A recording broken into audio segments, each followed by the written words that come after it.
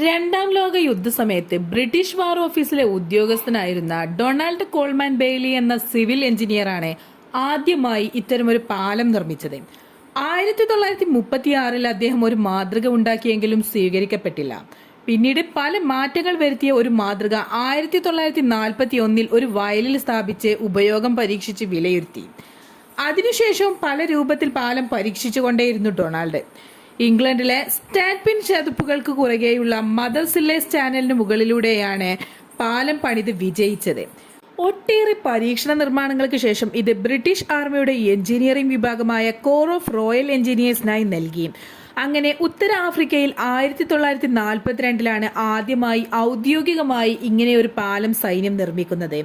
ഇത് രൂപകൽപ്പന ചെയ്തതിന് ഡൊണാൾഡ് ബെയ്ലിയെ സർ പദവി നൽകി ആദരിച്ചിരുന്നു. കൂടാതെ അദ്ദേഹത്തിനോടുള്ള ആദരസൂചകമായി ഇത്തരം പാലങ്ങളെ ബെയ്ലി ബ്രിഡ്ജ് എന്ന പേരും നൽകി.